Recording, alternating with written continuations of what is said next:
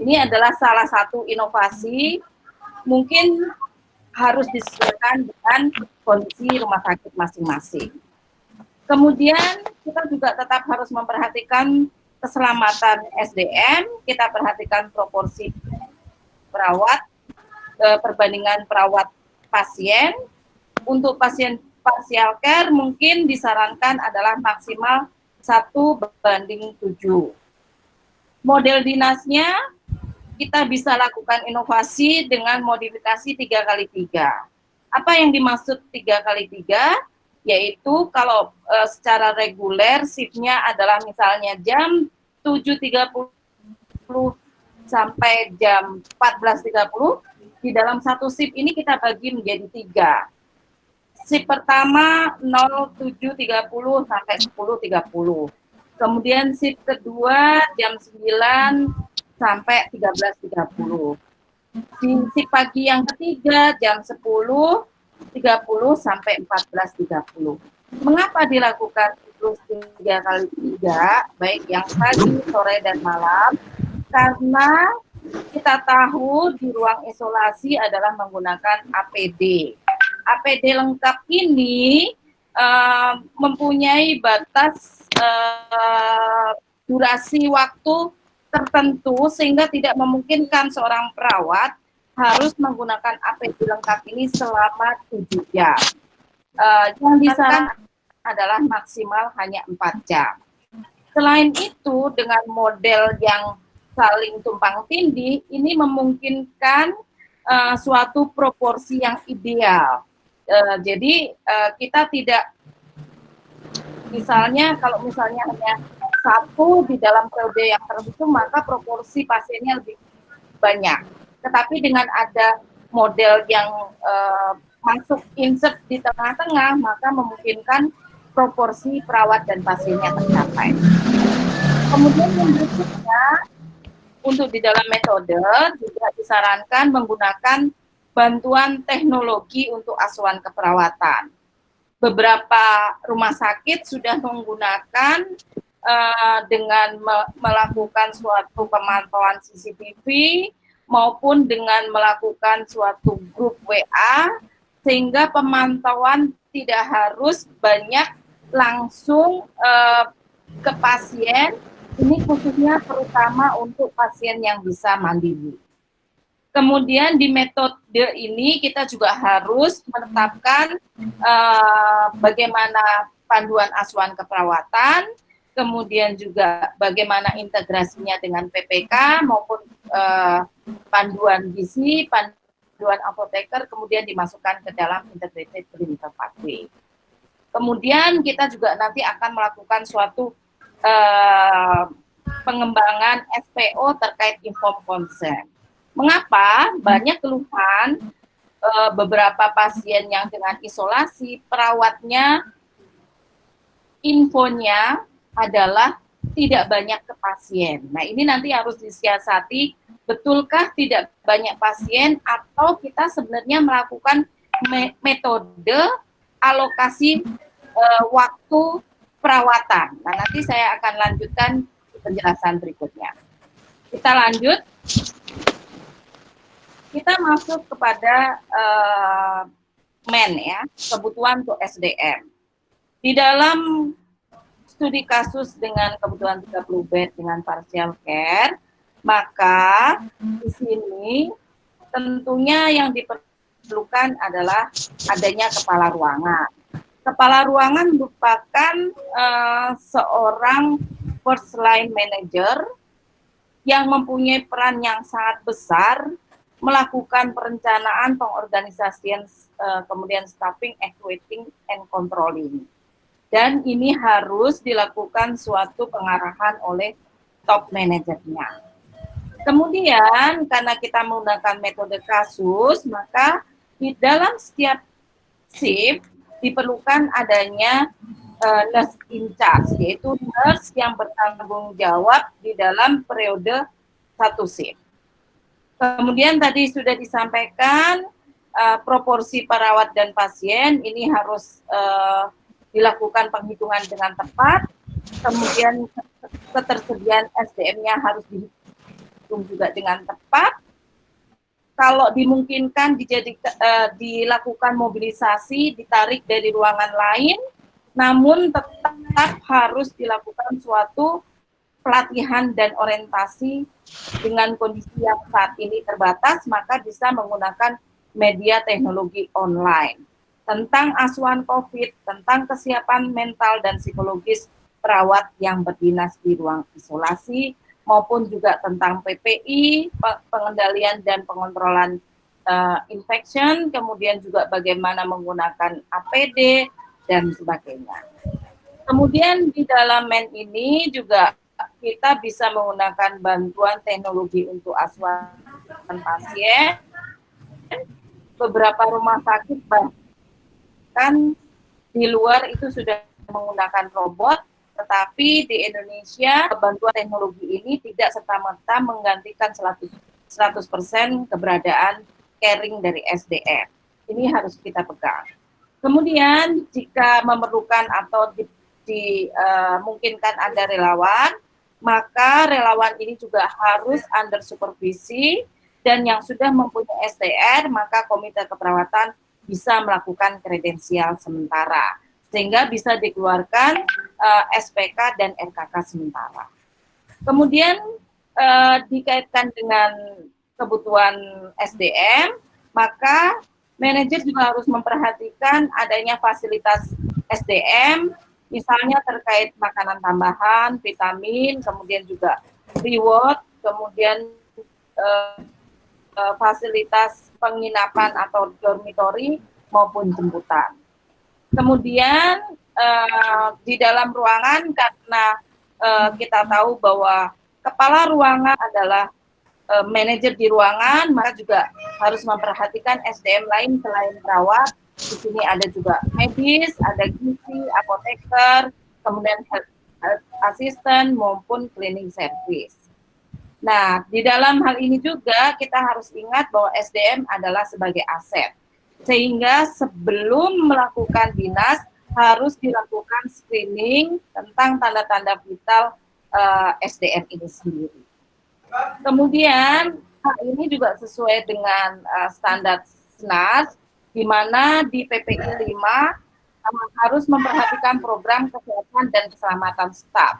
Kita harus identifikasi risiko staf yang terpapar atau tertular berdasarkan epidemiologi penyakit pasien di rumah sakit, harus disiapkan alat pelindung diri, kemudian harus dilakukan screening awal untuk relawan, maka waktu rekrutmen kalau misalnya dipindah dari ruangan lain juga harus dilakukan screening, pemeriksaan kesehatan, kemudian di saat berdinas juga dilakukan evaluasi secara berkala. Kemudian pencegahan dan pelaporan cedera, termasuk di dalamnya adalah ketika terjadi paparan, kemudian juga adanya pengobatan dan konseling. Ini adalah tentang perencanaan dari SDM. Kalau kita masukkan ke dalam rumus, dengan 30 pasien didapatkan 23 perawat. Nah, kita akan mencoba kita proporsikan pagi, sore, malam, libur, dan libur yang kedua, lepas dan libur. Kita lakukan beberapa modifikasi.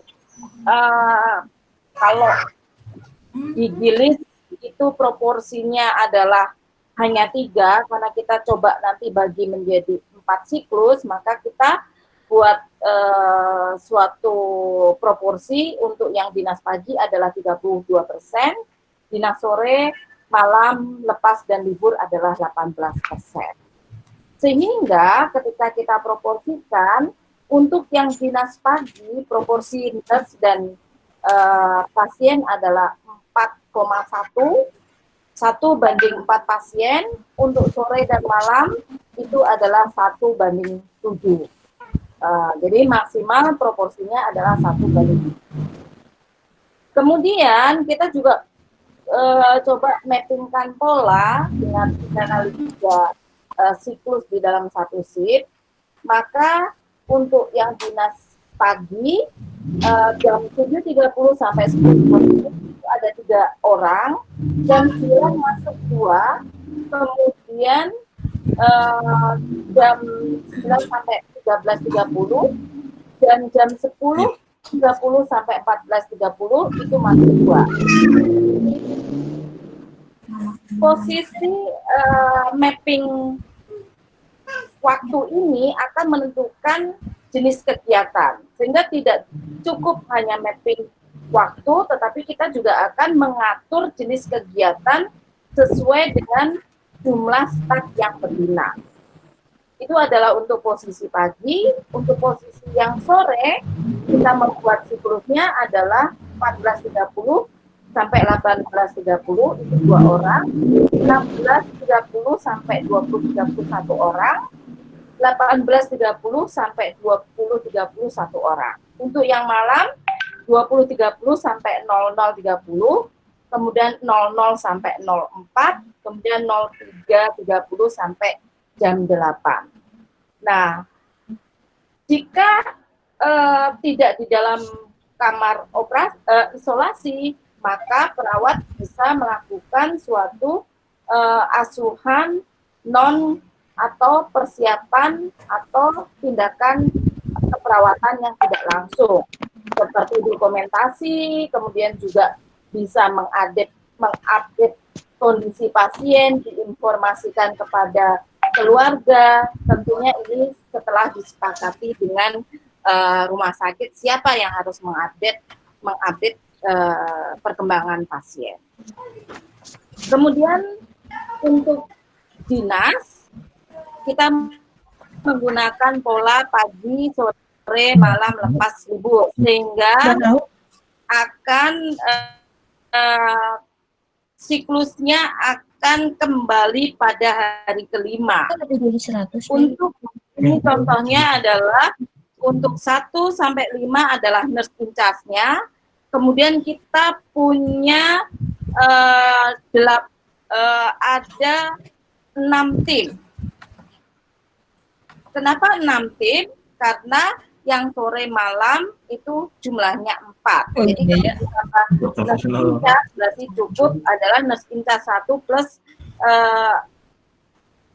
yang nurse. Kenapa dia bisa nunjukin live the meeting gitu? Oh, kamu juga bisa? Ibu. Mohon maaf, tolong jangan berbicara. Kalau berbicara, tolong di-mute dulu, karena suaranya terdengar. Oke, kita lanjutkan. Jadi untuk yang pembagiannya adalah nurse in charge yang 1 sampai 5. Kemudian kita punya beberapa tim, yaitu di sini ada 6 tim yang selalu bergantian pagi, sore, malam, libur, dan lepas. Kemudian kita lanjut pada material medicine, teknologi, dan informasi. Di dalam pengelolaannya, maka seorang manajer harus memahami bahwa pasien COVID memerlukan ruangan tekanan negatif. Apabila kita tidak punya kemampuan tentang ilmu tekanan negatif, maka kita harus lakukan koordinasi dengan IPCN dan juga sarana prasarana, karena tidak semua bisa kita lakukan sendiri, perlu suatu kolaborasi. Di dalam ruangan kita juga harus perhatikan alur masuk pasien, alur masuk SDM, alur setelah dari ruang isolasi, artinya SDM keluar dari ruang isolasi tidak serta-merta masuk ke ruang yang memang sudah diproteksi, maka dia harus mandi dulu, kemudian baru masuk ke dalam ruangan yang tempat kita melakukan dokumentasi dan perawatan tidak langsung. Tentunya hal ini juga harus ada modifikasi nurse station, yang awalnya nurse station langsung bisa memantau, misalnya bisa memantau berhadapan langsung dengan pasien, maka mungkin nurse stationnya akan dilakukan pengamanan sehingga tidak terpapar dengan pasien dengan yang memungkinkan terjadi transmisi. kemudian juga alur laken atau linen kotor, kemudian juga baju pasien kotor, alur dari makanan dan sebagainya itu harus kita perhatikan semua. Untuk sarana prasarana yang terpenting juga yaitu perlunya memperhatikan personal protective equipment atau PPE, bagaimana cara menggunakannya, melepas dan juga bagaimana nanti proses desinfeksinya dan sebagainya. Kemudian terkait dokumentasi juga harus diperhatikan. Kemudian keperluan alat komunikasi, bel, kemudian bisa menggunakan phone juga ada, kemudian CCTV. Mungkin kalau saat ini sudah menggunakan era online, kita juga bisa melakukan dengan WA group, kemudian juga bantuan robot. Kemudian hal ini juga bisa digunakan model bagaimana video call dan sebagainya untuk pemantauan secara tidak langsung kepada pasien. Kemudian beberapa rumah sakit juga bisa menggunakan suatu inovasi dengan memberikan alat pengukur suhu secara mandiri di setiap pasien, khususnya adalah pasien yang memang masih mempunyai kemampuan untuk melakukan pengukuran tanda-tanda vital. Kemudian perhatikan juga alat asesmen tentang stetoskop, gunting, pinset, klem, pen light dan sebagainya. Ini juga harus diperhatikan bagaimana setelah digunakan desinfeksinya dan sebagainya. Kemudian troli tindakan, troli emergensi, kebutuhan sarana prasarana lain, misalnya O2, suction, kemudian juga alat-alat tertentu yang diperlukan untuk pasien COVID-19.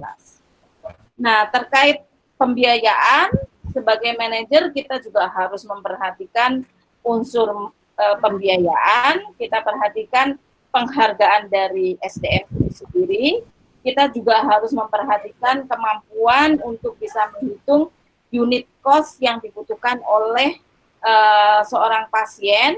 Kita lihat dari kebutuhan demand-nya, termasuk di dalamnya PPE itu harus diperhatikan karena akan dimasukkan ke dalam unsur penambahan atau misalnya kita klaim untuk penggantian pembiayaan. Kemudian juga diperhatikan safety stock, misalnya untuk laken 2M, kemudian kesiapan APD, jangan kita sudah tidak punya sama sekali baru meminta. Nah, ini harus ada safety stock-nya, dianjurkan 2N+1 itu mempunyai stok itu, jika memungkinkan. Kemudian kita juga harus memperhatikan, seorang manajer juga harus tahu efisiensi, maka kita harus lakukan kendali mutu dan kendali biaya. Kemudian di dalam kendali mutu dan kendali biaya kita perhatikan kepatuhan terhadap PAK dan integrated clinical pathway. Nah, bagaimana pengelolaan asuhannya? Kita perhatikan dari mulai admission sampai pulang.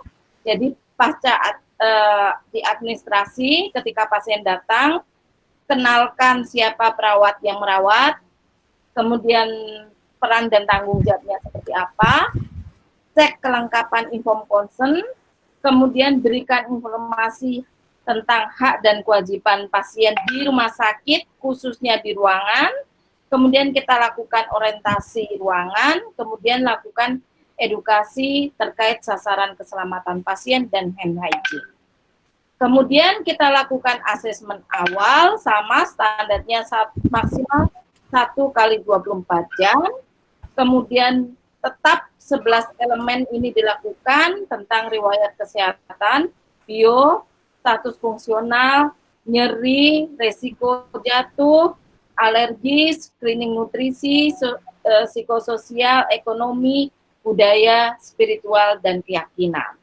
Tentunya untuk status fisik kita perhatikan karena COVID-19 ini arahnya ke termoregulasi dan juga tentang pernafasan, maka kemampuan untuk melakukan asesmen fisik sangat diperlukan. Setelah lakukan asesmen awal, kita tetapkan diagnosis keperawatan dan kita tetapkan rencana keperawatan sesuai dengan PAK yang sudah dikembangkan. Diimplementasi, kita lakukan tindakan baik observasi, terapeutik, edukasi, dan kolaborasi. Dan ini nanti kita lakukan model alokasi waktu. Pada slide berikutnya akan saya sampaikan. Untuk asesmen ulang, maka kita lakukan setiap shift dengan melakukan evaluasi perkembangan pasien, dicatat dalam CPPT, catatan perkembangan pasien terintegrasi, bentuknya adalah SOAP atau subjektif, objektif, analisis, dan perencanaan. Kemudian di patient discharge harus sebelum dilakukan pemulangan harus dilakukan resume pulang, dilakukan suatu edukasi, discharge planning, kemudian di dalam resume pulang juga kita lakukan suatu evaluasi riwayat perawatan, kemudian status fungsional ketika pulang, dan juga riwayat pengobatan. Nah, ini saya sampaikan contoh dari SPO Informed Consent, karena SPO Informed Consent-nya mungkin agak berbeda dengan kasus yang biasa.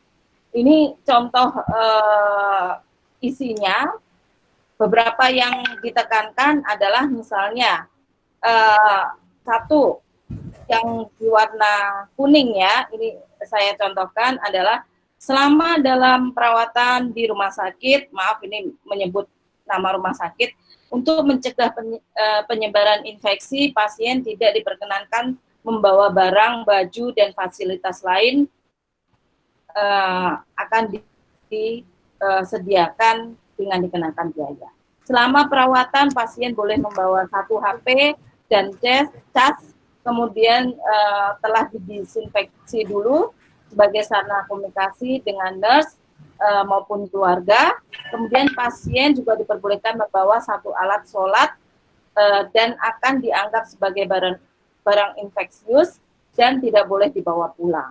Kemudian tambahan yang lainnya, selama perawatan pasien tidak boleh mengabadikan dengan memfoto atau merekam lingkungan dan pelayanan di rumah sakit. Kemudian selama perawatan pasien yang bisa beraktivitas untuk mencegah penyebaran infeksi tidak diperbolehkan keluar kamar, dan apabila ada keperluan bisa menggunakan intercom atau WA kepada nomor yang sudah disiapkan.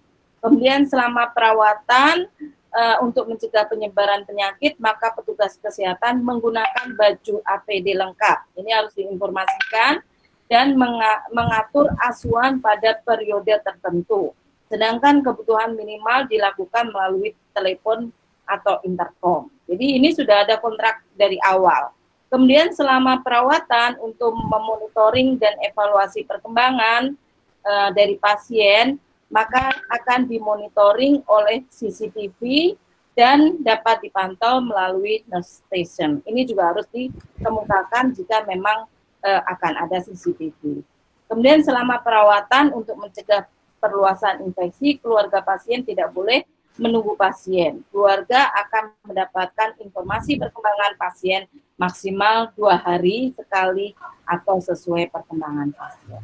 Nah, ini contoh-contoh yang mungkin bisa dimodifikasi sesuai dengan kebijakan di rumah sakit. Nah, apa yang dimaksud dengan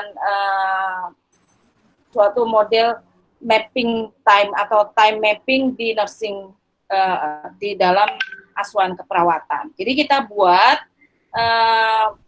suatu sudah bentuk asuhannya itu sudah terprediksi siapa yang akan berdinas, siapa yang di dalam kamar isolasi, siapa yang di luar, secara bergantiannya jam berapa itu sudah sangat disusun.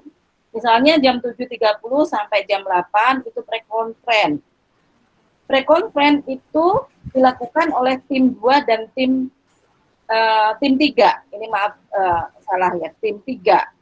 Sedangkan yang bedside handover itu dilakukan oleh tim 1 yang ada di dalam shift pagi itu. Sedangkan tindakan tidak langsung itu dilakukan oleh yang tim 2 dan tim 3. termasuk evaluasi nursing care sebelumnya itu dilakukan oleh yang ada di bedside handover. Kemudian di pagi hari itu sudah terprediksi kapan dilakukan pemberian obat, kemudian kapan dilakukan bantuan misalnya makan, kemudian oksigen, kebersihan diri, visit. Nah, ini tentunya juga harus dikoordinasikan dengan dokter, karena jangan sampai kita menetapkan visit jam sekian sampai jam sekian, dokternya visitnya lain. Nah, kemudian yang berikutnya dokumentasi, kemudian kapan memberikan bantuan makan, observasi, kemudian obat siang, dan sebagainya. Kemudian juga dokumentasi, update CPPT, dan sebagainya. Itu sudah terprediksi, memang agak sulit menggunakan metode dari awal sampai akhir itu dipegang satu PPJA, maka tadi disampaikan bahwa modelnya adalah tim kasus, tidak model yang dari awal sampai pulang itu dipegang oleh satu BPJA. Nah, ini juga yang sore kita juga sudah tahu prediksi tindakan apa saja yang akan dilakukan, termasuk di dalamnya karena kita merawat pasien-pasien care, kalau misalnya terjadi perkembangan pasien maka akan terjadi suatu transfer kepada ruangan lain yang mengelola pasien dengan total care. Demikian juga untuk dinas malam itu sudah diprediksi tindakan-tindakan apa saja yang akan dilakukan. Ini bisa diprediksi kalau kita sudah mempunyai PAK dan ICP. Itulah sebabnya harus dimulai dari perencanaan, yaitu membuat suatu SOP, membuat PAK maupun dimasukkan ke dalam suatu integrated clinical pathway. Mungkin demikian yang bisa saya sampaikan, Nurse Tommy. Jika ada pertanyaan maupun hal-hal yang lain yang tentunya saya yakin dari rumah sakit juga sudah rumah sakit teman-teman juga sudah membuat banyak hal yang inovasi-inovasi maupun suatu perubahan-perubahan, suatu pengembangan untuk keselamatan pasien dan tetap kualitas profesional keperawatan, dan satu lagi adalah untuk safe pada perawat. Itu saja, Nurse Tommy, waktunya saya serahkan kembali. Jika ada suatu pertanyaan atau klarifikasi dan juga diskusi, saya persilahkan. Saya akhiri, wassalamualaikum warahmatullahi wabarakatuh. Waalaikumsalam warahmatullahi wabarakatuh. Sebelumnya kami mohon maaf bila mungkin penampilan dalam screen-nya itu kurang baik. Kami fasilitasi untuk materinya sudah di-share di dalam grup ngopi, jadi silakan bisa mungkin dihayati langsung untuk di dalam PPT yang tadi dijelaskan oleh Ibu Roro seperti itu. Ini Bu, untuk pertanyaannya sudah beberapa sudah masuk. Masuk ke pertanyaan pertama, Bu. Pertanyaan pertama dari Anissa, asal institusi FIKUI. Pertanyaannya adalah, apa upaya manajer keperawatan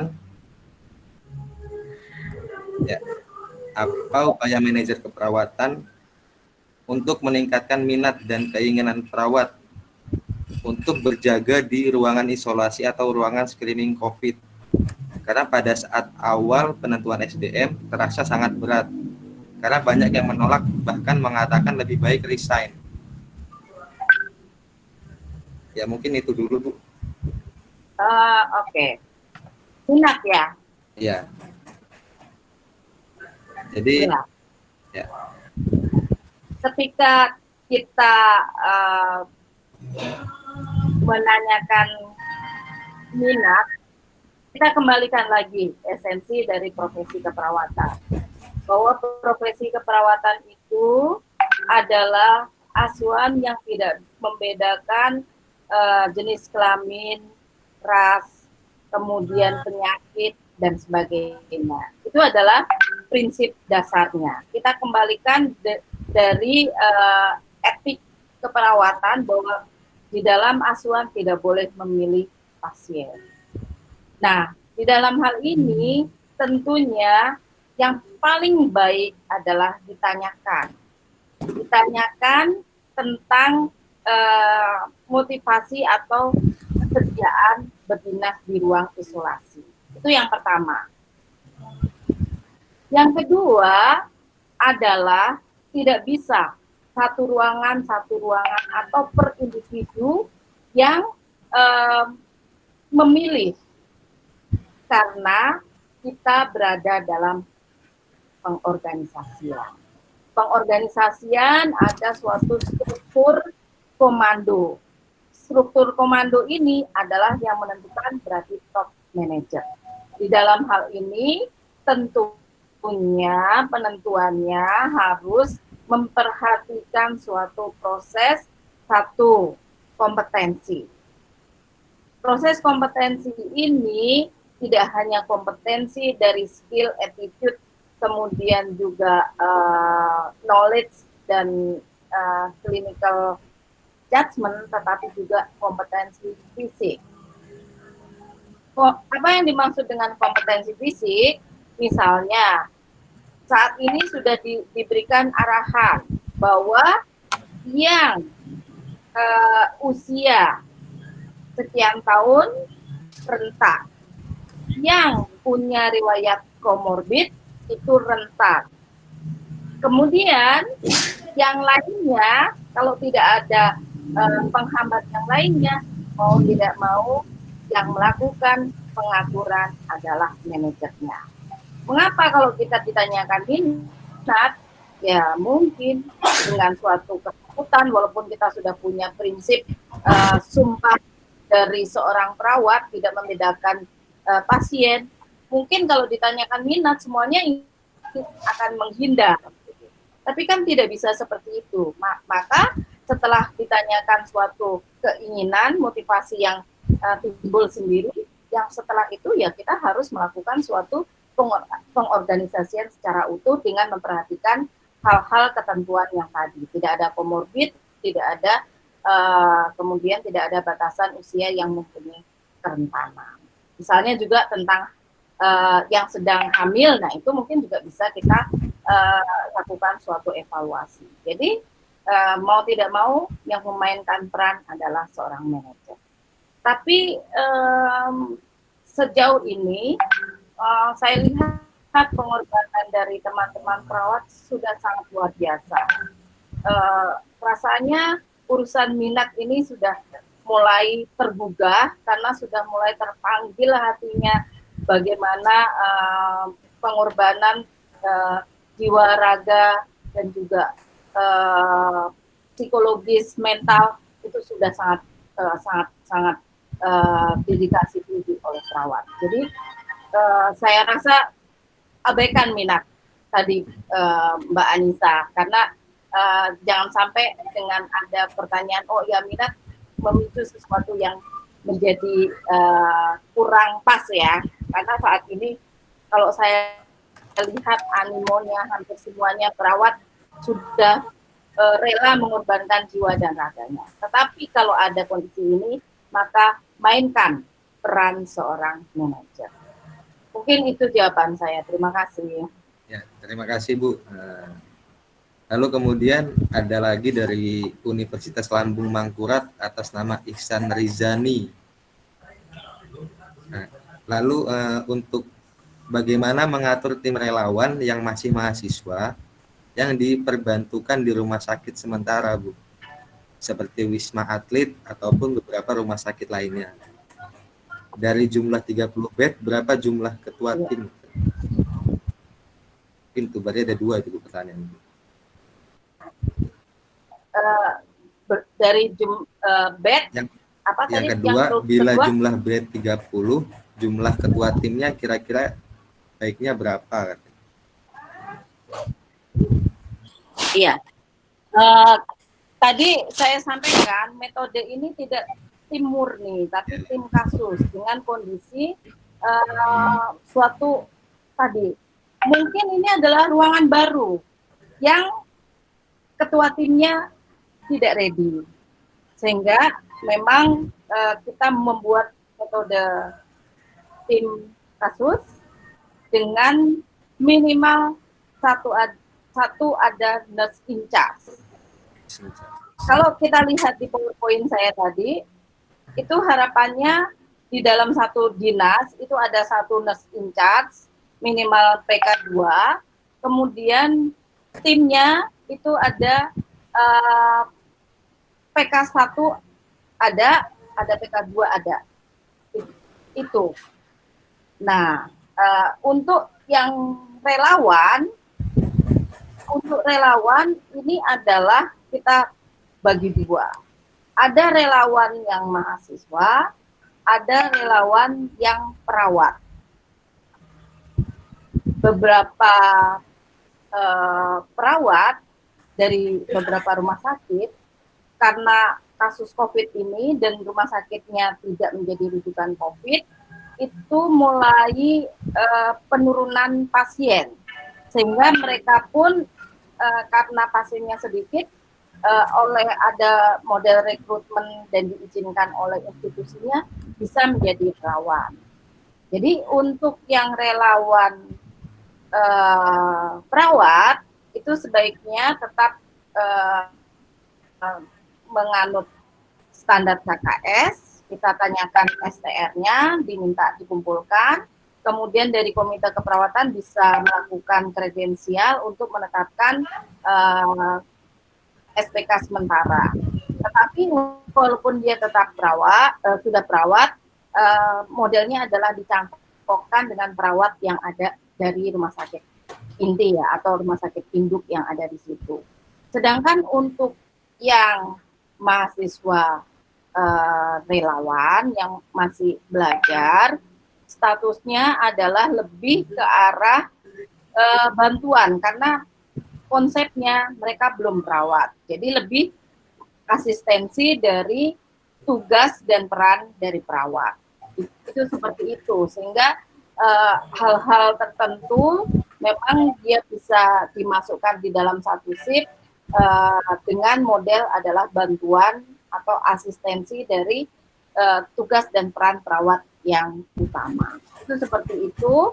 Tentunya juga perlakuannya sama, yaitu kesiapan dari PPE atau APD-nya itu harus sama ketika dia harus kontak langsung, jangan mentang-mentang sebagai relawan tidak disiapkan APD. Juga setiap shift juga harus dilakukan screening dari kesehatannya. Kemudian kalau di dalam proses dinas juga tambahan makanan, kemudian juga fasilitas dormitory, kemudian kalau ada pembiayaan reward itu juga diperhatikan, karena mereka sama-sama berjasa, kemudian juga menyerahkan jiwa dan raganya untuk suatu proses penyembuhan pasien. Jadi seperti itu. Jadi intinya untuk relawan ini adalah yang benar-benar tidak dilepas, tetapi tetap harus mendapatkan pengawalan dan supervisi dari perawat yang berdinas utama dari rumah sakit tersebut. Mungkin seperti itu jawabannya. Baik Bu, berarti untuk mahasiswa ataupun relawan yang belum memiliki SR itu harus tetap di bawah pemantauan daripada perawat penanggung jawab ya Bu ya? Ya. Iya Bu, ini untuk list pertanyaannya banyak sekali yang masuk. Ini masuk daripada Rahmah dari Aceh. Bagaimana pengaturan shift ataupun dinas perawat yang di ruang isolasi? Apakah dapat menggunakan metode 14 hari masuk, 14 hari libur, ataupun isolasi mandiri? Jadi 14 hari dia masuk sesuai jadwal, lalu 14 hari dia diliburkan untuk isolasi mandiri. Apakah bisa seperti itu? Pertama. Yang kedua, apa pendapat Ibu tentang urgensi rumah singgah apabila diperlukan? Lalu yang ketiga, rumah singgah ini untuk siapa ya? Untuk tenaga atau untuk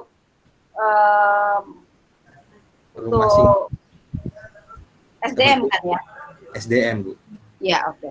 Lalu yang ketiga, apa yang perlu dipersiapkan seorang manajer keperawatan untuk mempersiapkan rumah sakit sebagai rumah sakit darurat COVID-19?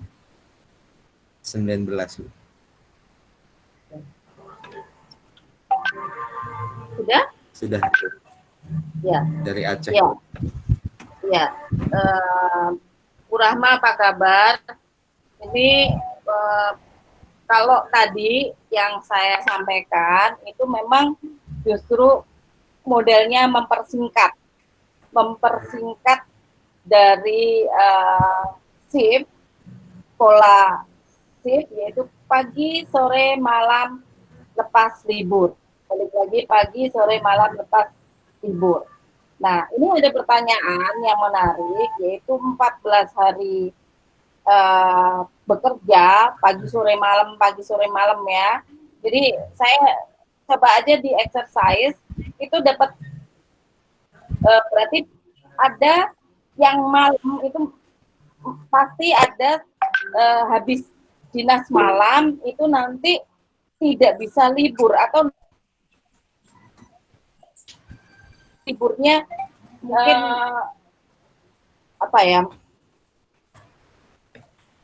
langsung masuk sore atau sebagai apa, baru kemudian full istirahat 14 hari. Coba aja di exercise seperti itu. Namun yang ditakutkan kalau misalnya 14 hari kemudian habis dinas malam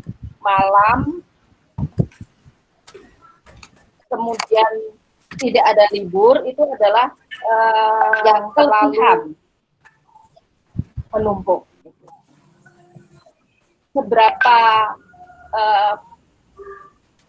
pola ini ya, apalagi kan mungkin di dalam satu hal ketika 14 hari itu libur itu akan senang ya, lama durasinya. Tapi di dalam 14 hari ini keterpaparannya juga tinggi, juga mempunyai risiko-risiko. Tetapi mungkin juga perlu dilakukan suatu survei karena ini kan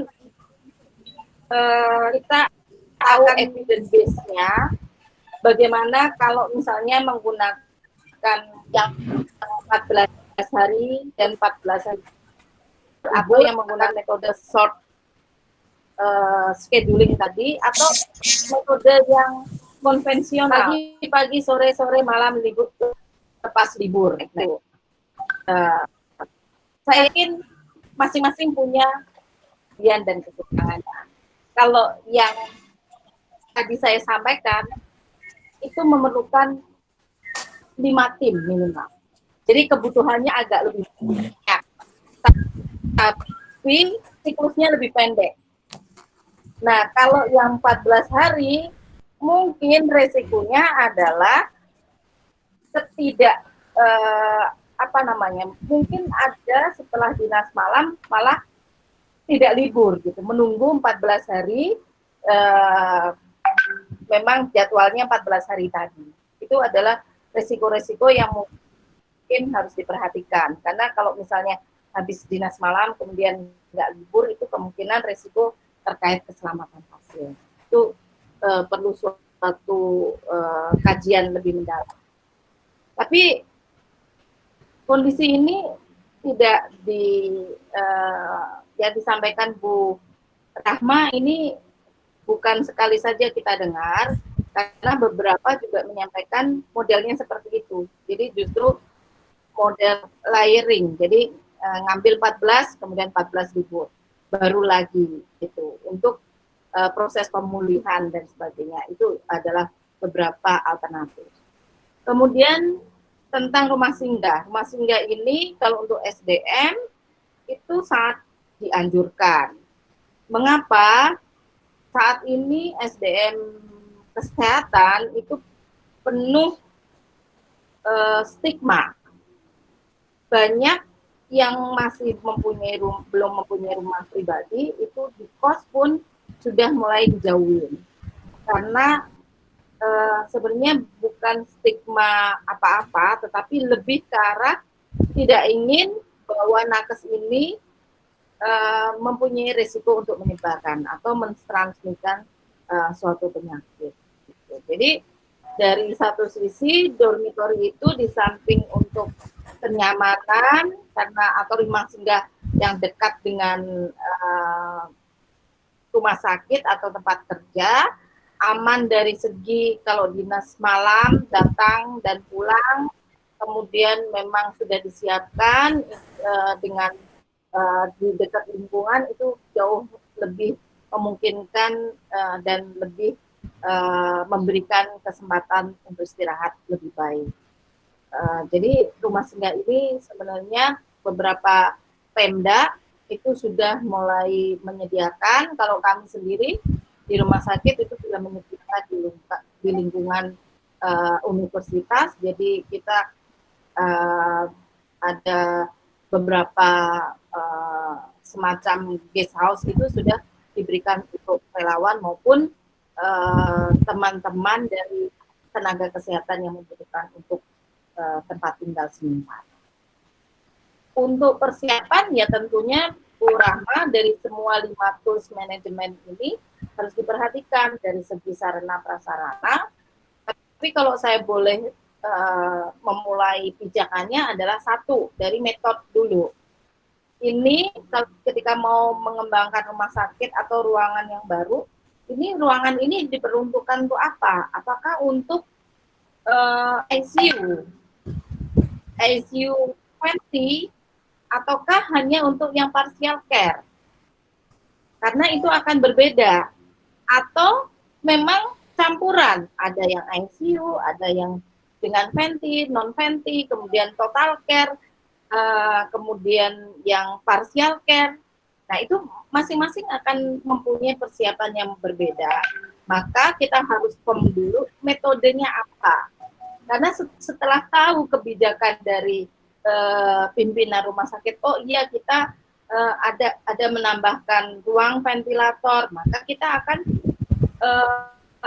kebutuhan SDM-nya juga akan berbeda. Karena ketika dengan ruang ventilator, maka kebutuhan SDM yang mempunyai kompetensi di ICU, critical care itu juga diperlukan. Gitu. Jadi metode dulu, Bu. Kemudian kesiapan yang lainnya, kalau misalnya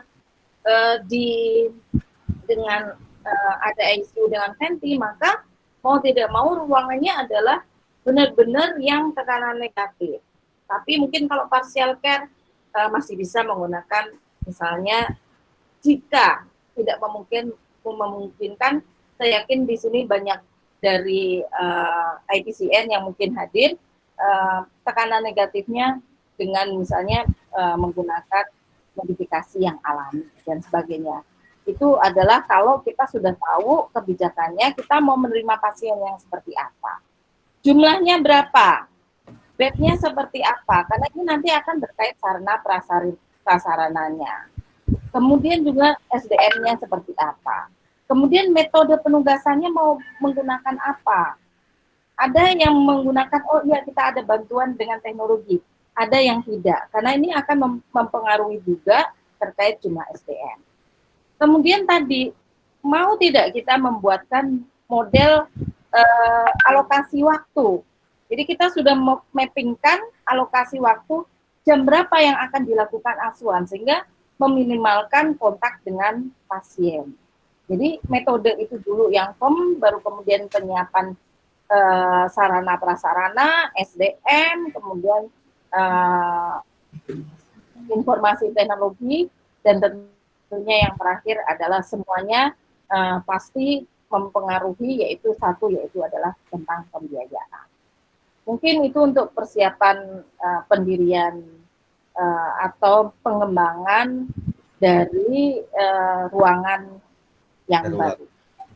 Ya, darurat. Ya, jadi kalau untuk yang shift 14 hari dan lalu kemudian 14 harinya libur, agak beresiko di setelah malam ke siangnya, Bu, ya. Karena akan mungkin lebih terkuras energinya ya. Iya. Tapi silahkan layak untuk bila di exercise ya, Bu. Iya, di exercise. Ya, apakah udah bosan teman-teman? Ini masih banyak pertanyaannya, Bu, yang masuk ini dari teman-teman.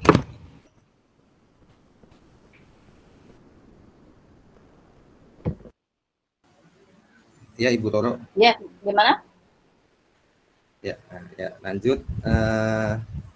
Banyak yang dari beberapa pertanyaan banyak yang menanyakan terkait mekanisme screening petugas yang dilakukan per tiap shift. Nah, itu pendokumentasiannya seperti apa dan siapa yang melakukan screening petugas tersebut? Ya, ya. Kalau ini memang nanti harus ditetapkan SPO screening ya.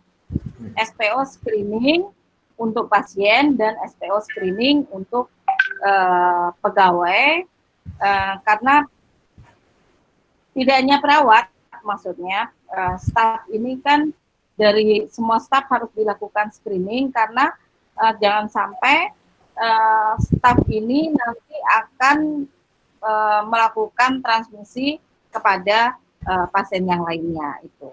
Nah, siapa yang melakukan tentunya tergantung dari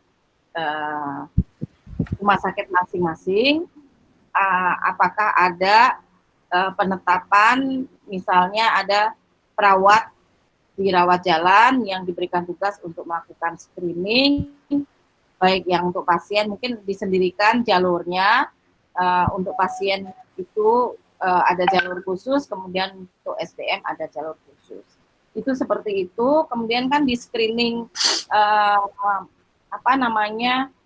staff itu kan sudah kita ketahui ya, bahwa screeningnya kan kalau misalnya riwayat kontak pasti staff, kalau yang langsung melakukan asuhan kan ada riwayat kontak, jadi itu sudah pasti ikut screening yang levelnya bukan level mungkin hijau tetapi level kuning. Kemudian setelah itu lebih ke arah monitoring dari keluhan, misalnya ada batuk, ada demam, ada sakit tenggorokan, itu tetap ditanyakan. Tetapi saya yakin kan kalau staf sudah langsung tanpa ditanyakan bisa langsung menyampaikan secara terbuka kondisinya, kemudian dilakukan suatu validasi dengan minimal pengukuran suhu sama saturasi oksigen. Mungkin itu contoh-contoh model screening untuk SDM yang bisa dilakukan. Dan itu dilakukan ketika akan memulai pekerjaan. Tidak hanya untuk perawat, tetapi untuk semua SDM. Itu adalah untuk kewaspadaan dari setiap SDM. Termasuk di dalamnya adalah relawan. Dan dilakukan dokumentasi. Ini mungkin masuk ke dalam suatu standar KKS, di mana di standar KKS ini kan juga melihat dari keselamatan staf. Itu dari standar KKS dan juga standar PPI juga ada. Kemudian juga di K3L dia harus mempunyai dokumentasi dari masing-masing performan dari kesehatan dari stafnya. Gitu. Jadi itu pasti dilakukan dokumentasi. Datanya bisa digunakan untuk yang standar KKS maupun oleh keperluan K3L. Tinggal disepakatin bentuk dokumentasinya seperti apa, nanti siapa yang mempunyai tanggung jawab yang utama. Kemudian kalau misalnya ternyata di dalam screening itu ada staf yang sakit, maka nanti perlakuannya sudah ada alur yang berikutnya. Kalau misalnya demam masuk dilanjutkan dengan pemeriksaan yang selanjutnya, kemudian apa yang harus dilakukan itu sudah ada SOP yang mungkin seperti itu yang bisa disampaikan. Dan saya rasa beberapa rumah sakit metode screeningnya ini sudah sangat bagus. Ya, begitu ya. Ya, jadi begitu jawabannya kurang lebih Ibu Aspirawati Amran dari Makassar. Ini ada lagi Bu dari Muardi Solo, rumah sakit RSUD Muardi Solo. Melihat sampai dengan hari ini sudah ada 12 orang perawat yang gugur dan beberapa diantaranya ternyata tidak di ruangan isolasi COVID-19. ICU, rawat jalan, dan lain-lain. Selama ini manajer keperawatan terfokus pengelolaan ruangan isolasi COVID, sehingga area perawatan yang lain sedikit terabaikan.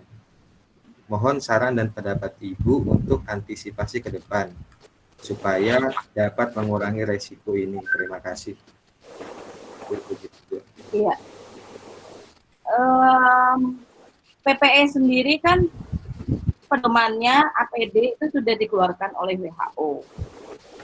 Memang ada gradasi perbedaan antara tenaga kesehatan, termasuk di dalamnya perawat, yang kontak langsung maupun yang tidak kontak langsung.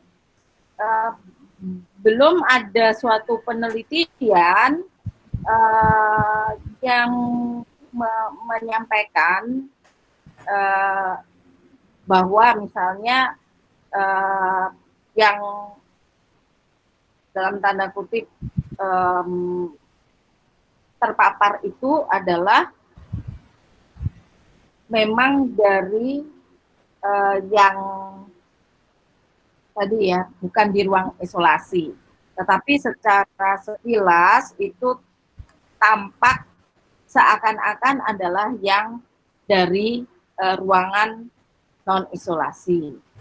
Nah, sebenarnya satu lagi yang perlu dilakukan kajian lebih mendalam, kalau kita melihat dari pedoman WHO, PPE atau APD-nya seperti apa, itu mungkin harus dilakukan kajian yang mendalam ketika melakukan atau menggunakan APD, misalnya menggunakan masker bedah, penggunaannya pun itu belum sesuai dengan standar. Beda dengan yang misalnya menggunakan cover all. Kenapa? Dia nggak bisa ngapa-ngapain, nggak bisa melepas dan sebagainya, gitu. Dalam durasi 4 jam itu. Tetapi ketika kita menggunakan APD misalnya adalah dengan masker bedah, itu coba diamatin oleh manajer atau IPCN, itu kepatuhan untuk menggunakannya itu pun kadang-kadang penggunaannya belum sesuai, belum tepat. Dari kadang-kadang hidungnya tidak tertutup, bahkan kadang-kadang berada di bawah mulut, kemudian ketika melepas justru dia memegang yang bagian luar dan sebagainya. Jadi kalau mungkin saya nggak tahu ya ini arahnya apakah ini perlu menggunakan coverall dari APD. Kalau itu mungkin belum tahu jawabannya apakah iya atau enggak, karena sudah ada pedomannya. Tetapi yang mungkin diperdalam kajiannya, apakah dengan standar WHO yang sudah dianjurkan itu mereka melakukan dengan benar. Itu yang pertama. Yang kedua, ketika tidak di ruangan isolasi, apakah jarak yang dianjurkan juga sudah dipatuhi? Itu yang berikutnya. Jadi kan ada aturan physical distancing-nya itu misalnya 1,5. Ketika misalnya melakukan screening, apakah itu juga dipatuhi? Nah, dalam hal ini, kalau misalnya manajer itu arahnya masih terkonsentrasi pada yang ruangan isolasi, saya rasa sudah waktunya untuk turun pada ruangan-ruangan yang tidak isolasi. Kita coba dulu tetap menggunakan pedoman dari WHO, namun pedoman itu harus dipatuhi dengan tepat. Karena jangan sampai nanti semuanya menggunakan cover all dari APD, nanti akhirnya ketersediaannya tidak ada, gitu. Ketersediaannya tidak ada karena kita harus mengingat di masa sekarang ini, kalau dahulu tadi pagi saya ikut webinar nih, webinar tentang pengadaan. Nah, kalau dahulu yang bersaing itu adalah penyedia. Dia itu adalah mempromosikan merek A, merek B, dan sebagainya. Tetapi di masa COVID ini, yang bersaing adalah rumah sakit untuk mendapatkan APD, karena sangat-sangat amat kurang.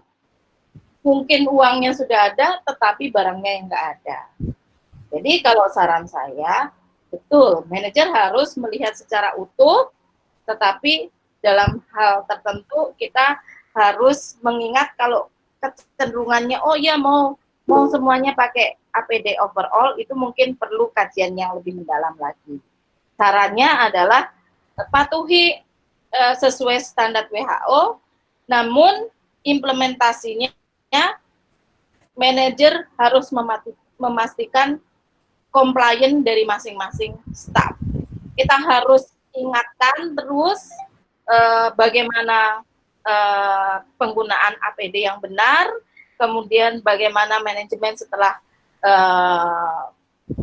selesai penggunaan, dan tetap selalu menjaga kesehatan. Itu yang juga utama, baik secara fisik maupun secara psikologis. Itu mungkin Nurse Tommy untuk dari Moadi ya. Ya, begitu ya Bu ya. Berarti memang sudah waktunya manajer itu tidak hanya fokus pada ruang isolasi saja, tapi sudah ke semua lini ya Bu ya. Bu Roro atau mau minum dulu Bu? Dipersilahkan. Boleh. Boleh minum dulu nggak apa-apa Bu? Ya, silakan. Yang lain boleh ngopi. Kopi juga, yang lain boleh. Ini Bu, sambil ini coba saya bacakan.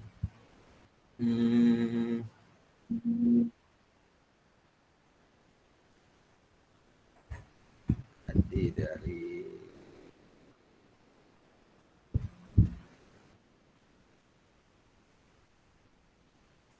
dari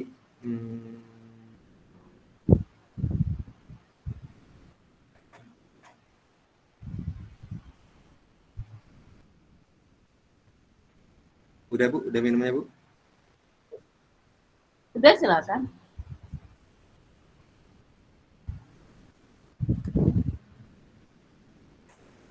Dari Stikes Muhammadiyah Palembang, atas nama EF Proliza. Pertanyaannya, dengan realita yang ada di lapangan APD terbatas, bagaimana perawat menyikapi ketika APD yang disediakan rumah sakit tidak maksimal, sedangkan memberikan asuhan keperawatan menjadi tuntutan di masa pandemi, karena kelangkaan APD tersebut karena kelangkaan APD dan tidak semua rumah sakit bisa menyediakan sesuai standar. Nah, itu apa yang bisa dilakukan oleh manajer keperawatan ataupun perawat Bu melihat fenomena tersebut? Karena yang ada rumah sakit pun stoknya terbatas seperti itu. Lalu yang kedua, apakah sama dengan rumah sakit tipe A dan B untuk perhitungan tenaga SDM untuk rumah sakit tipe C ataupun rumah sakit darurat Bu? Nah, itu untuk perhitungan SDM-nya apakah bisa sama seperti yang Ibu jelaskan tadi? Terima kasih Bu. Iya. Manajer punya tanggung jawab terhadap APD. Saya mungkin kalau sudah melihat video saya, di sana saya sampaikan bahwa jangan korbankan SDM. Jadi kalau pejuang membawa senjatanya adalah senjata pistol maupun pedang parang, nah kalau sekarang kita berjuang harus dilengkapi dengan APD. Jadi mau tidak mau kita harus pem dulu untuk APD gitu. Dan saya rasa rumah sakit akan paham sekali kalau kita tidak mempunyai APD, maka kita juga tidak akan masuk karena itu akan membahayakan bagi kita, bagi yang berdinas. Kemudian juga ketika kita terpapar, justru rumah sakit tidak punya aset pejuang yang akan melakukan suatu asuhan dan pelayanan pada pasien. Jadi APD adalah utama untuk menyiapkan asuhan. Itu jadi seperti itu. Jadi kalau misalnya ini mau mendirikan suatu ruangan baru, nggak ada APD ya sudah, jangan dulu gitu. Kita harus tegas hal ini, gitu. Kita lindungin staf kita gitu. Jangan kita oh iya ini perjuangan, tapi kita sebenarnya sudah tahu sendiri apa yang akan kita hadapi dan standarnya sudah jelas bahwa APD adalah wajib dengan beberapa tingkatan kebutuhan APD. Itu seperti itu. Jadi harus diperjuangkan oleh manajer. Nah, yang berikutnya, apakah rumah sakit A, B, C itu sama? Ya, kita tadi menghitungnya adalah berdasarkan klasifikasi penyakit atau klasifikasi ketergantungan pasien. Jadi kalau pada umumnya, kalau tipe A itu kan klasifikasi pasiennya, ketergantungannya biasanya sudah level total care dan partial intensive care mungkin. Maka itu akan menentukan dari penghitungan kebutuhan SDM. Tapi bisa saja di tipe A ini saat ini karena kebutuhannya sangat mendesak, dia bisa membuka layanan yang untuk partial care. Nah, hitungannya mungkin menggunakan kebutuhan pasien dengan partial care. Nah, bagaimana misalnya tipe C atau tipe D yang nggak punya ICU? Maka kita menghitungnya berdasarkan dengan ketergantungan pasien yang tidak ada pasien dengan intensive care. Jadi perbedaannya adalah karena memang masing-masing rumah sakit sesuai dengan tipenya itu menerima klasifikasi pasien sesuai dengan ketergantungan pasien itu sendiri. Tapi kalau misalnya saat ini tipe C mempunyai ICU, maka ya yang ketika mau membuka ICU ini ya yang dibutuhkan adalah tentang klasifikasi pasien dengan kriteria ICU. Mungkin lebih seperti itu kalau untuk kondisi pandemi saat ini. Masih ada yang belum terjawab? Ya, itu ya Bu ya. Terima kasih Bu, pertanyaannya sudah cukup tergambar tadi. Ya Bu, halo. Bisa ya, dengar saya? Halo. Dengar. Ada lagi Bu pertanyaan dari teman-teman ataupun rekan dari Hermina Bogor. Jadi pertama, mohon berikan pencerahan Bu Roro terkait pasien-pasien dengan status PDP pada saat perawatan. Karena beberapa tidak mau ditinggal sendirian yang membuat kontak perawat kepada pasien lebih lama. Walaupun pasien dengan partial care dan sudah dilakukan kontrak asuhan. Jadi pasiennya kayak nggak mau ditinggal gitu sama perawatnya. Lalu yang kedua, mohon penjelasan terkait adanya pasien yang sudah diperbolehkan pulang tapi tidak mau pulang. Lalu yang ketiga, apa saja yang harus kita siapkan untuk perencanaan pasien pulang? Mengingat beberapa pasien yang takut pulang karena khawatir dikucilkan atau tidak diterima oleh lingkungannya. Lalu yang terakhir, bagaimana pengaturan jadwal dinas untuk tenaga keperawatan, apakah berdasarkan SDM sudah terpapar dengan pasien kita masukkan ke dalam tim? Jadi bagaimana pengaturan jadwal dinas untuk tenaga keperawatan? Apakah berdasarkan sumber daya yang sudah terpapar dengan pasien kita masukkan ke dalam tim, walaupun tim yang seharusnya sudah kita siapkan? Dan mohon penjelasan tentang jam kerja dari masing-masing shift. Begitu Bu Roro. Ya. Yang pertama setiap pasien yang masuk kita harus melakukan informed consent. Informed consent-nya mungkin agak ditambahkan klausul-klausul yang tadi di PowerPoint saya tuliskan warna kuning. Itu adalah contoh ya, bisa dikembangkan karena kita rujuk aja pada standar hak pasien dan keluarga, kewajiban rumah sakit itu hak pasien dan keluarga itu ada di Undang-Undang Rumah Sakit, kemudian kewajiban pasien dan kewajiban rumah sakit ada di PMK nomor 4 ya tahun 2000 berapa 2018 sampai 2017 itu. Itu silakan di sana, tetapi dalam kondisi-kondisi suatu global pandemik ini ada hal-hal tertentu yang harus kita sampaikan kepada pasien dan harus dilakukan informed consent bahwa satu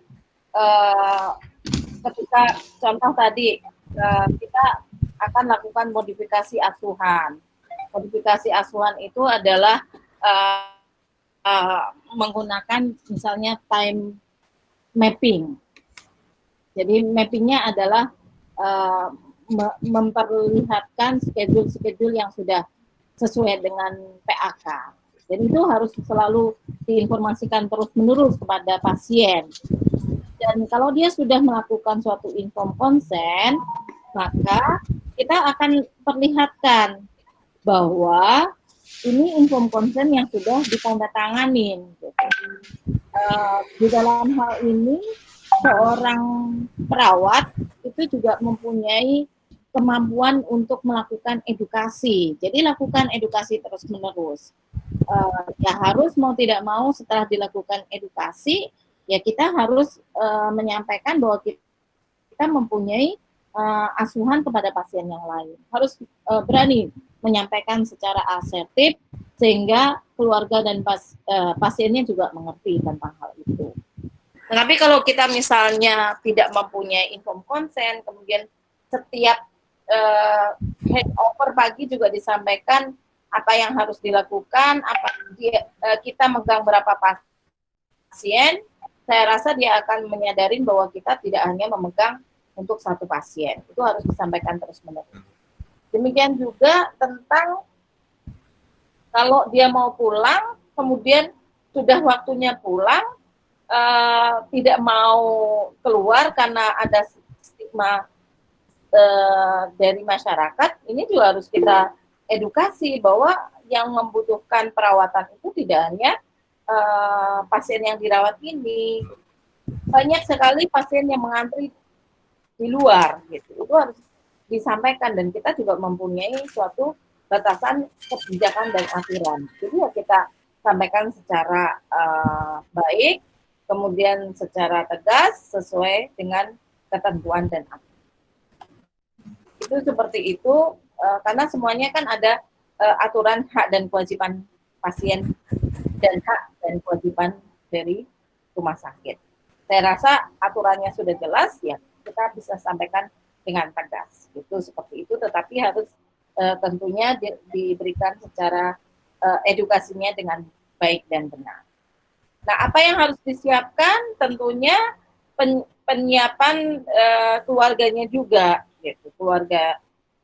Keluarga bagaimana secara mental, psikologis maupun secara fisik. Nah, edukasi yang perlu diberikan adalah tentang edukasi kalau misalnya PDP kan isolasi ya. Isolasi secara mandiri setelah 14 hari perawatan itu wajib dilakukan. Kemudian juga bagaimana perawatan, kemudian juga makan, minum, istirahat, aktivitas sehari-hari, kemudian juga pemantauan diri. Itulah sebabnya di awal pun saya menyampaikan kalau bisa pasien juga diajarkan secara mandiri memeriksa suhunya gitu. Nah, itu juga kemudian minum dan sebagainya, itu semuanya edukasi diberikan sebelum mau pulang. Untuk pengendalian kepada masyarakat, saya rasa perawat tidak bisa sendiri. sekarang sudah dikonter dengan sosial media tentang tidak adanya stigmasi dari pasien, Kesehatan. ya, pasien pasca perawatan, karena keperawatan nggak bisa melakukan itu sendiri. Jadi sudah dibantu mungkin dari PKRS dari rumah sakit bisa juga membantu untuk melakukan edukasi kepada masyarakat. Jadi seperti itu untuk persiapan. Nah, kalau untuk yang berdinas, uh, tadi disampaikan bahwa sebenarnya idealnya kalau kita sudah punya tim yang fix di satu ruangan itu bagus. Tetapi kalau ternyata kita tiba-tiba memodifikasi ruangan dan di ruangan itu SDM-nya terbatas, maka kita mau tidak mau bisa mengambil dari ruangan lain. Tentunya ketika mau mengambil dari ruangan lain dan ruangan yang akan perawat yang akan berdinas di ruang isolasi disarankan mendapatkan pembekalan tentang asuhan COVID dari mulai screening, mulai penetapan tesnya, kemudian bagaimana APD-nya, bagaimana pencegahan dan pengontrolan infeksi yang lainnya itu harus dilakukan. Walaupun mungkin tidak bisa pertemuan secara langsung, tetapi bisa menggunakan media online. Sekarang sudah sangat banyak fasilitas yang bisa dibaca atau diberikan secara mandiri untuk dipelajari secara mandiri kepada teman-teman perawat yang akan berdinas di ruang isolasi. Kemudian yang berikutnya, ketika sudah dari ruangan-ruangan lain juga bergabung, maka itu sudah menjadi satu tim. Gitu. Kemudian diatur schedulingnya sebisa mungkin, yaitu menjadi satu kesatuan tim yang utuh. Nah, ketika misalnya masih berkurang, ya mungkin kita bisa mengambil dari ruangan yang lain. Saya tidak tahu bagaimana kondisi di rumah sakit lain, tapi beberapa rumah sakit menyampaikan dalam kondisi pandemi global COVID-19 ini, beberapa pasien selain dengan gejala yang mengarah kepada PDP, itu banyak sekali berkurang. Banyak sekali berkurang, karena memang ada anjuran-anjuran tertentu. Misalnya kalau misalnya ada keluhan dengan mata, itu maka ada apa namanya edukasi kita tunda dulu. Kalau operasi yang bisa misalnya elektif itu ditunda dulu dan sebagainya. Sehingga sangat tidak fair kalau misalnya akhirnya satu ruangan ini menjadi sangat sibuk, ruangan lain karena tidak punya pasien akhirnya sangat ini ya aktivitasnya sangat berkurang. Sehingga memang yang berperan adalah bukan kepala ruangan yang ada di ruangan yang mau pengembangan, tetapi top manajernya lah yang melakukan manajemen. Itu yang harus dilakukan, suatu proses pengelolaannya adalah secara sentralisasi. Jadi sentralisasi top manajer itu sangat penting, karena kalau misalnya diserahkan kepada yang ruangan yang akan dikelola itu ya akan kesulitan. Ya, adanya hanya segini SDM-nya, mau tidak mau harus ditarik dari ruangan yang lain. Mungkin seperti itu. Ya, terima kasih Bu Roro atas jawabannya. Jadi kurang lebih seperti itu Bu Sumini dari Hermina Bogor. Karena sekarang sudah waktunya 9.42, sudah tinggal kurang lebih 18 menit lagi. Mungkin ini pertanyaan terakhir Bu. Ya, silakan. Ini nggak kerasa 2 jam, udah mau 2 jam aja. Tapi pasti Bu Roro ini capek Bu ya, ngomong mulu Bu ya. Enggak, nyantai. Iya. Ini ada dari Putri Nilasari. Ya, silakan.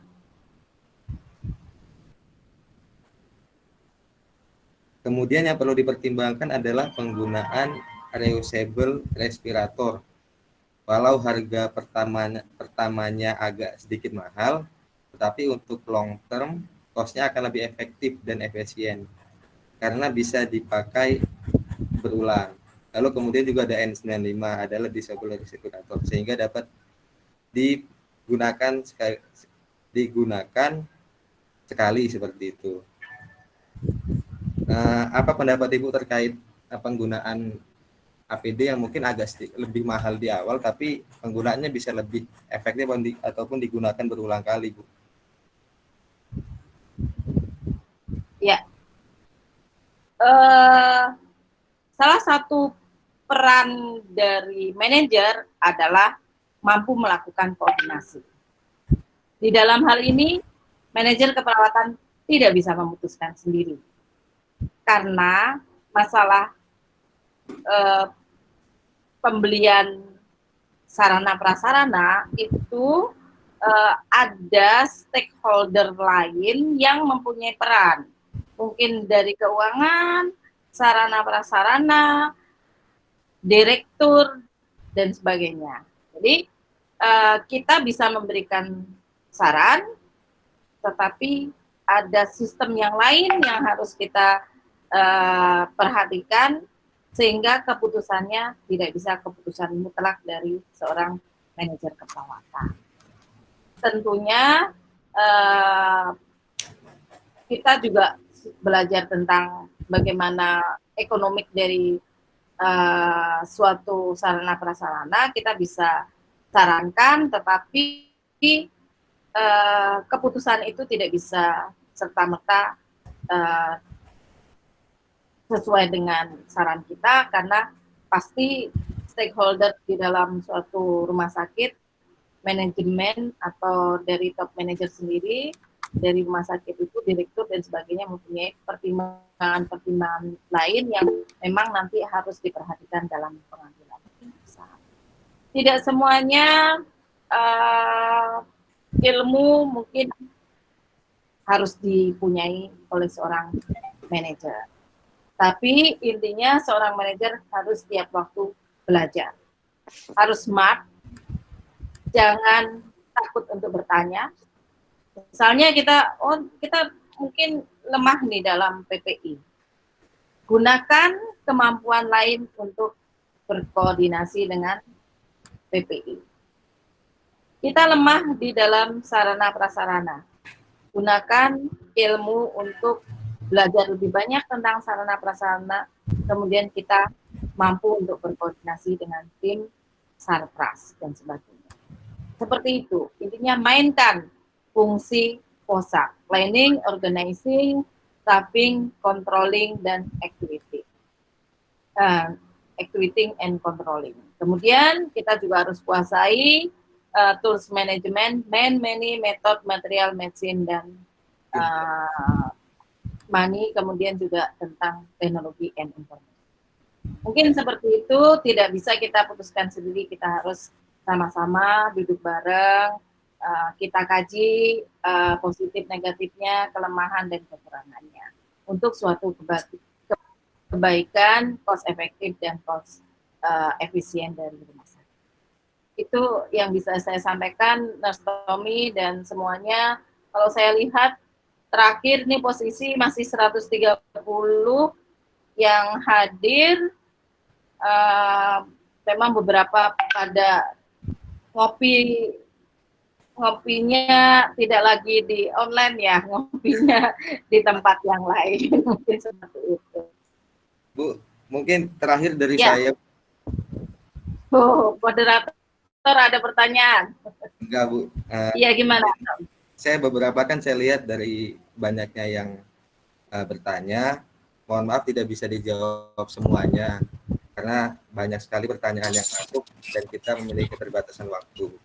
Kalau dari saya baca-baca pertanyaannya itu mungkin beberapa sudah terjawab terkait mengenai perasaan yang agak takut, persepsi dan segala macam tadi sudah ditegaskan oleh Ibu terkait kita sebagai perawat mesti memang harus kuat dan mengabdikan diri dengan sepenuh hati, menunaikan tugas dengan teguh seperti itu. Tidak boleh membeda-bedakan pasien karena itu sudah masuk ke dalam sumpah kita. Lalu beberapa terkait mengenai penghitungan sumber daya sudah disinggung oleh Ibu.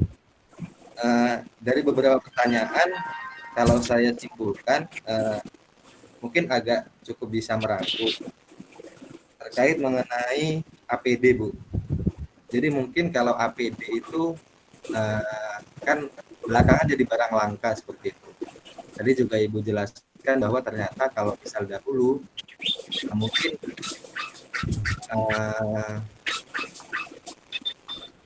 perusahaan yang berlomba-lomba untuk mencari ataupun menjual masker. Tapi kalau sekarang ini rumah sakit yang berlomba-lomba untuk bisa mendapatkan masker. Nah, mungkin kalau di daerah Jabodetabek untuk bantuan dan juga inovasi daripada hal tersebut untuk menangani APD mungkin agak lumayan berkembang seperti itu, Bu. Tapi untuk di beberapa daerah mungkin contohnya Solo ataupun mungkin di daerah di barat, di Lampung dan segala macamnya itu saja masih terbatas ataupun belum sesuai dengan standar. Nah, apa pendapat Ibu terkait itu? Dan apalagi kalau misal kita lihat mungkin di wilayah timur Indonesia seperti itu, di teman-teman di saudara-saudara timur, mungkin akan lebih keterbatasan lagi daripada keadaan kita yang mungkin tidak di Jabodetabek. Aja kita agak kurang, apalagi yang mungkin agak jauh seperti itu, Bu. Nah, itu pendapat Ibu seperti apa, Bu, terkait mengenai fenomena yang seperti itu, Bu? Terima kasih. Iya, ya. Sebenarnya kalau saya lihat ya, saat ini hadiah corona ini membuat banyak yang cepat bergerak, mempunyai inovasi. Mungkin saya sebut aja di sini masih ada Bu Martuti dari Rumah Sakit Muwardi. Dengan kondisi ini mereka berkreasi untuk bisa membuat APD secara mandiri. Artinya sebenarnya kalau saya sarankan jangan hanya tergantung pada saya ada di kota besar, misalnya Jabodetabek. Saya yakin manfaatkan semua capability yang ada di sekitar kita, gunakan dengan baik. Inovasi-inovasi itu ternyata bisa muncul di mana saja.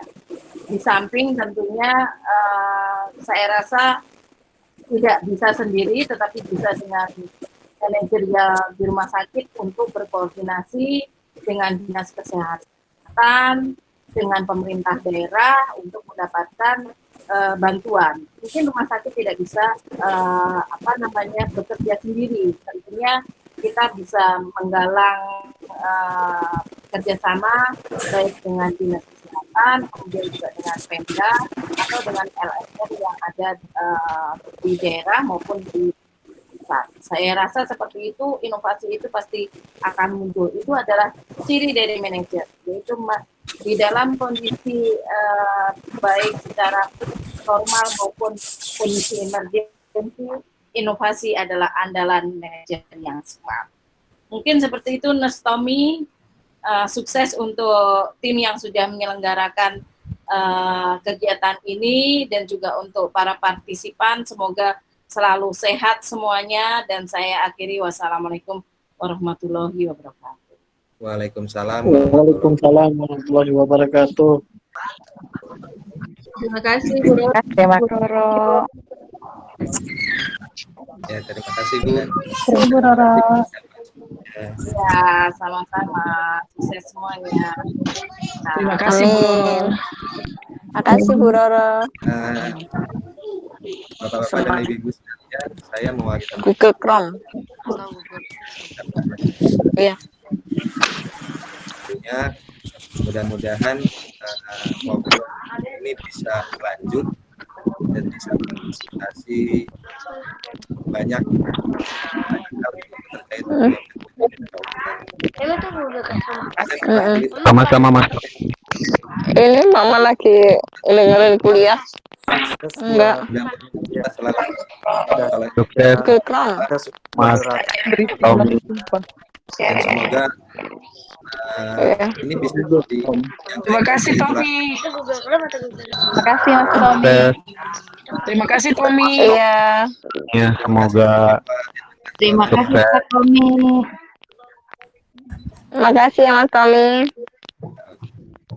Oke, terima kasih. Saya izin untuk saya tutup. Untuk materinya sudah saya share di grup ngopi seperti itu. Tommy. Makasih Mas Tommy. Terima kasih panitia. Sukses paskanya Mas Tommy. Semuanya. Wassalamualaikum warahmatullahi wabarakatuh. Waalaikumsalam warahmatullahi Warahmatullahi wabarakatuh. wabarakatuh.